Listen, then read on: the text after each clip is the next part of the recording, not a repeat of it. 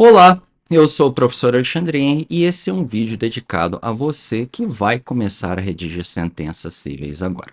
Não apenas para concursos, mas também, às vezes, se você quiser, para trabalhar, por exemplo, na assessoria de um gabinete de juiz ou de juíza.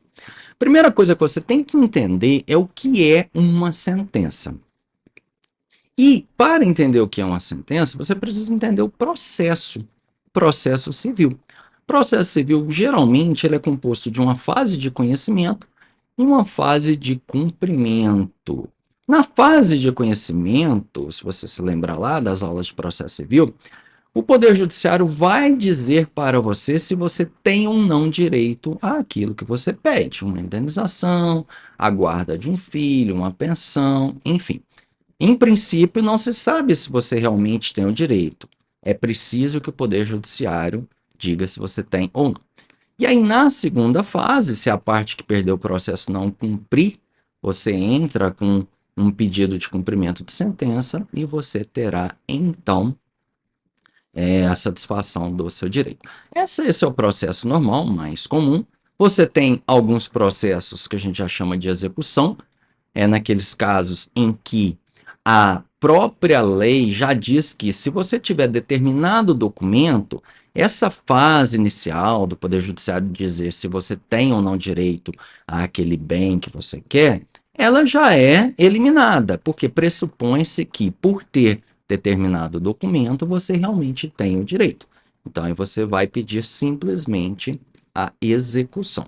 É o caso, por exemplo, se você tiver uma nota promissória, alguém emitiu uma nota promissória em seu favor, aquilo ali, preenchidos os requisitos legais, já é considerado um título executivo e você pode entrar direto com esse pedido de execução. Mas onde é que a sentença entra isso? Entra aí. Geralmente se considera a sentença como aquele texto em que o juiz põe fim a uma fase do processo. Nos concursos, são cobradas sentenças mais comumente da fase de conhecimento.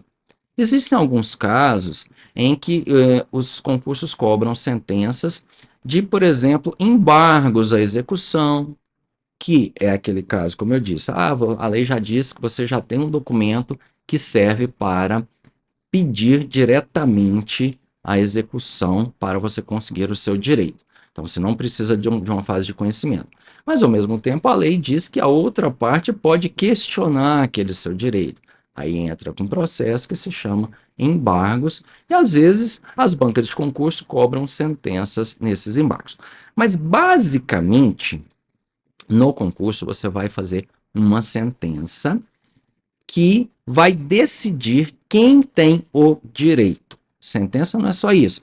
Por exemplo, se eu entro com um pedido, um processo de execução, porque eu tenho um título executivo judicial, eu vou lá, consigo penhorar um valor na conta do devedor, esse valor vem para minha conta e termina, o devedor não questiona, o juiz vai proferir uma sentença extinguindo a execução. Então, a sentença, ela acontece em mais de um caso, não só na fase de conhecimento. Mas, como eu disse, no processo, nos concursos, o que você vai ter com mais frequência é uma sentença de uma fase de conhecimento ou uma sentença em embargos. Em regra, essa sentença, ela é proferida apenas depois de uma série de fases, de etapas do processo. Então, vamos fazer aqui um resuminho bem rápido de um processo de conhecimento. Suponhamos que seja uma ação comum de um acidente de trânsito. Então, vem a parte autora, ela apresenta um documento para a justiça, que a gente chama de petição inicial, e nessa petição, ela vai falar o que aconteceu, vai falar por que aquilo que aconteceu dá a ela algum direito e vai, na sequência, fazer os seus pedidos. Então, por exemplo, ela vai falar, olha, eu estava cruzando uma avenida, o semáforo estava aberto para mim, veio o João, que é o réu, não respeitou o semáforo, bateu no meu carro, causou prejuízo ao meu carro e também me machucou e sofri dano moral. Então, eu quero indenização por danos materiais, de tanto para o conserto do meu carro, e quero indenização por danos morais também. Então, a parte autora, ela veio e apresentou o pedido dela por meio da petição inicial. O que o juiz vai fazer? O juiz vai mandar ouvir a parte contrária ao princípio do contraditório para se assegurar a ampla defesa. Então, a parte contrária vai apresentar também um documento no processo, um texto, que a gente comumente chama de contestação, porque ele vai contestar o direito do autor, vai contestar o que o autor está pedindo.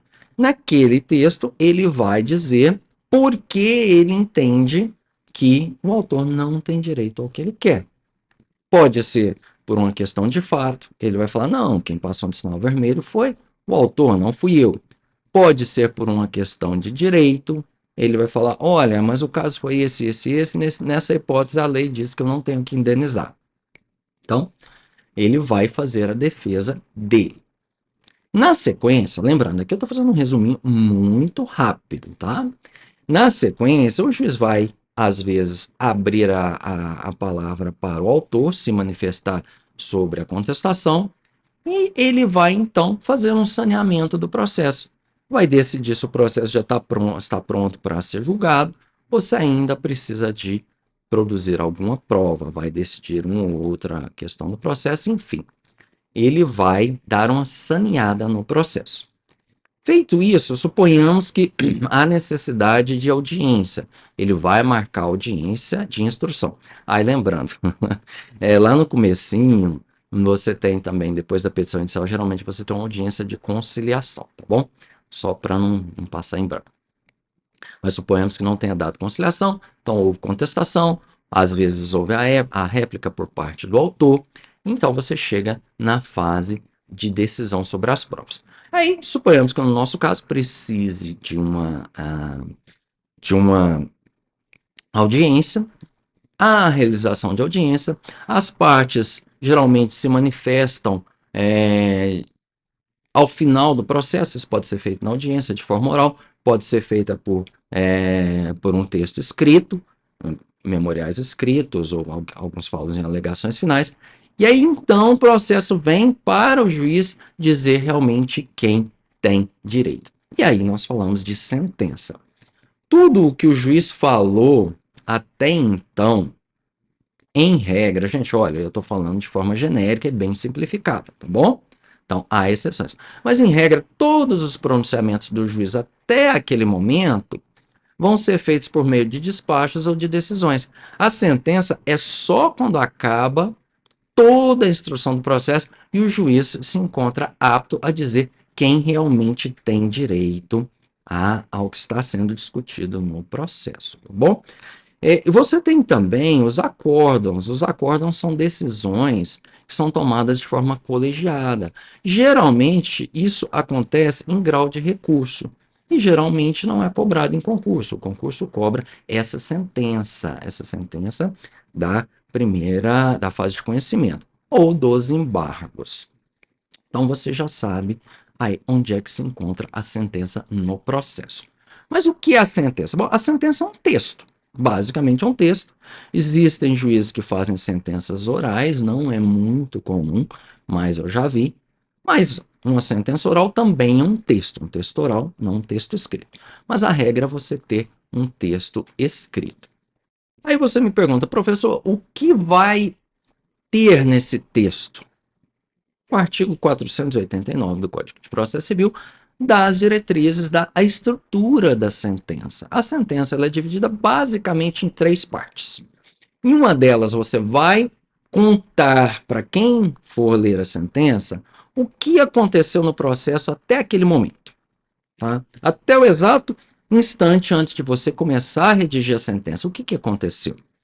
Isso a gente chama de relatório da sentença. É um relato do caso. É basicamente contar a historinha do processo. Você vai dizer quem são as partes, que tipo de causa é aquela, você vai fazer um resumo do pedido da parte autora, quais são os argumentos que ele apresentou, quais são os argumentos da defesa, vai mencionar ali os principais fatos que ocorreram no processo, por exemplo, houve uma réplica, não houve, houve uma perícia, não houve, houve uma audiência de instrução, não houve alegações finais, enfim. Você vai fazer um resuminho do que aconteceu até ali. Nesse relatório, você não vai decidir nada, porque você está falando do passado, tá? Então, o relatório trata do passado. Você vai relatar por quê? Porque quem vai ler aquela sentença precisa saber o que aconteceu, para entender o que você vai decidir logo em seguida, nessa segunda parte do seu texto, que se chama fundamentação. Todas as sentenças têm relatório obrigatório? Em regra, sim, mas existem exceções previstas na lei. Por exemplo, as sentenças proferidas nos processos de juizados especiais, a própria lei diz que elas podem dispensar o relatório. Tá? E nos concursos? Os concursos exigem a redação do relatório? Em regra, não. Mais de 90% das provas não vão pedir que você faça o relatório. Ao contrário, o que elas vão fazer é justamente te trazer o relatório da sentença já para você continuar a partir da fundamentação. Existem alguns concursos que trazem informações do caso e pedem para, a partir das informações, você construir o relatório também. São poucos. Nesse caso, não é muito difícil, porque tudo que você precisa vai estar nesse texto que a banca examinadora vai te dar. E basicamente você vai repetir, fazer quase uma paráfrase do que está ali. Mas isso é muito raro também. E mais raro ainda é um concurso feito a partir de um processo real. Mas existe? Existe. A tradição no Rio Grande do Sul, por exemplo, é de a banca fornecer aos candidatos um processo e os candidatos, na hora da prova, precisam ler o processo e fazer a sentença completa, incluindo o relatório. Mas, como eu disse, em 90% dos casos na Justiça Estadual e na Federal, você não precisa fazer o relatório da sentença.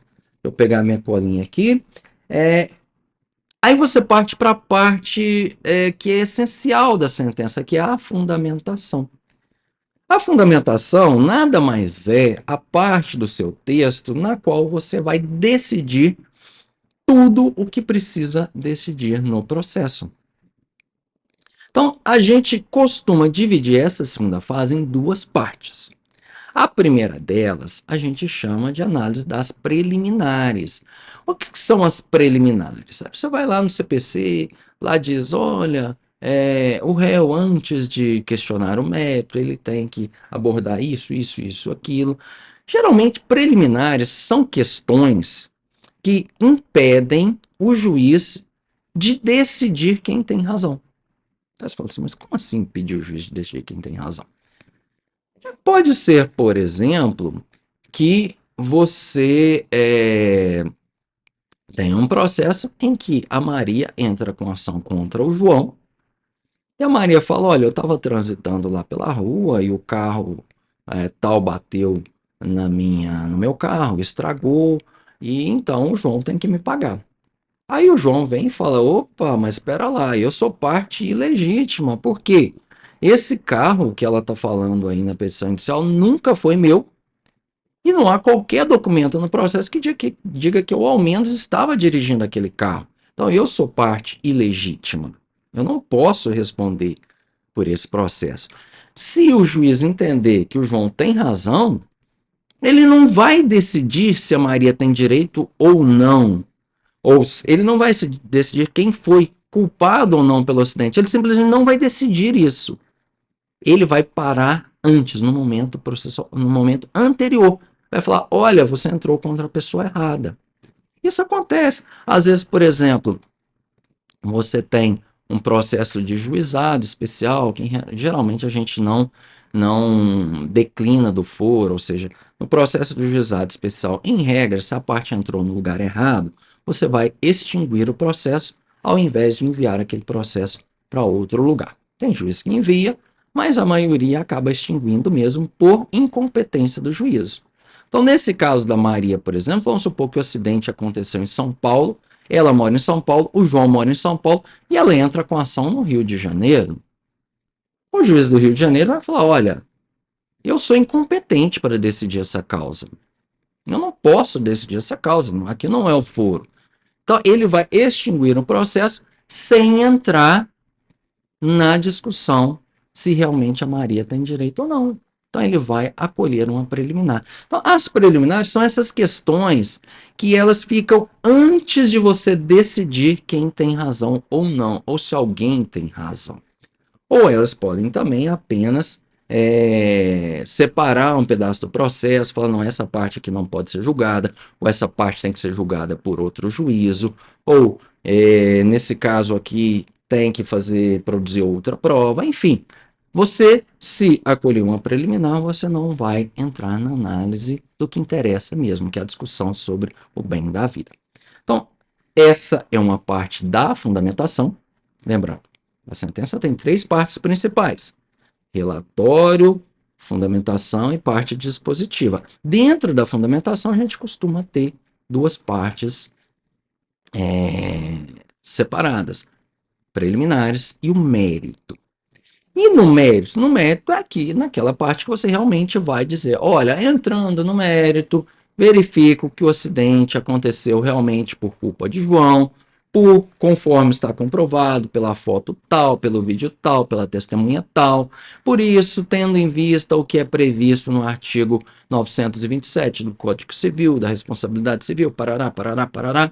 Enfim, na fundamentação você vai realmente analisar cada um dos pedidos das partes, vai fazer uma referência às provas que foram produzidas, que motivaram seu convencimento, vai aplicar a lei ao caso concreto, vai dizer quais são os artigos da lei que são aplicados, você vai, às vezes, fazer referência à jurisprudência, falar, olha, nesse caso, o Superior Tribunal de Justiça tem uma súmula que entende assim, assim, assim, por isso, por aquilo, enfim. Nessa parte do mérito da fundamentação, você vai resolver o caso. É ali que você vai realmente ter a sua atuação principal como juiz ou como juiz. Decidido tudo, você vai passar para a terceira parte do seu texto, que é a parte dispositiva. Na parte dispositiva, você nada mais vai fazer do que dar o comando judicial que resume o que você decidiu antes. Então você pode dizer, olha, em relação ao pedido tal, acolho a preliminar de legitimidade passiva e extingo o feito sem resolução do mérito. Quanto ao restante, julgo procedente o pedido da parte autora para condenar fulano de tal a pagar indenização por danos materiais no valor de tal e de danos morais no valor de tal. Os juros serão assim, assim, assim, a correção monetária desse daquele jeito, a parte autora pagará tanto de despesas processuais, o réu pagará tanto, os honorários são assim, assim, assim, assim, local, data, assinatura do juiz. Entendeu? Na parte final, essa parte dispositiva é aquela parte em que, se a pessoa ler só aquilo, ela já vai entender o que foi decidido, ela pode não saber por que foi decidido daquele jeito, mas ela vai entender o que foi decidido e o que tem que ser cumprido posteriormente, tá? Depois da publicação da sentença, do trânsito em julgado, o que tem que ser cumprido. Essa é a parte dispositiva. Então, a sentença nada mais é do que isso. É um texto em que você vai colocar, geralmente, fim a uma fase do processo, como praxe a fase de conhecimento. É um texto no qual você vai dizer se alguém tem razão e, se alguém tiver razão, quem tem razão, e o que deve ser acolhido, o que deve ser rejeitado. Vai explicar por que você está decidindo daquela forma, tá? Depois de fazer um relato do caso, e no final vai fazer uma síntese, que é o dispositivo da sentença, no qual você vai realmente sintetizar o que você decidiu antes. Qual é um excelente jeito de você pegar assim essa estrutura da sentença? É lendo sentenças. Um bom lugar para fazer isso é no site do Tribunal de Justiça do Estado de São Paulo. Eles têm um banco de sentenças excelente, excelente. Se você procurar por banco de sentenças do Tribunal de Justiça do Estado de São Paulo, aqui eu estou falando de sentenças, primeira instância. Não é a pesquisa de jurisprudência de segundo grau. Você vai procurar pelo Banco de Sentenças do Tribunal de Justiça do Estado de São Paulo. Ali, você procura, por exemplo, escreve lá direito procedentes, pode escrever direito, família, alimentos procedentes. Você vai ter um monte de sentença. Aí você escreve indenização, você vai ter um monte de sentença. Aí, você lendo 2, 3, 4, 5, 6, 10 sentenças, você vai pegar como é a estrutura de uma sentença de uma maneira muito clara, muito fácil, porque não tem muita dificuldade saber como é esse texto tão importante no processo. Mas a melhor forma é essa que eu falei.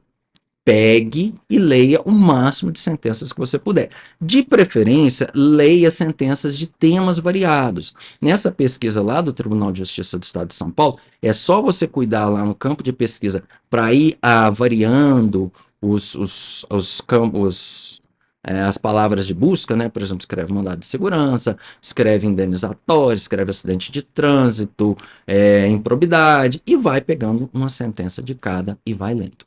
Com o tempo, eu não dou uma semana fazendo exercício para você já estar bem craque, fazendo esse exercício de leitura, né?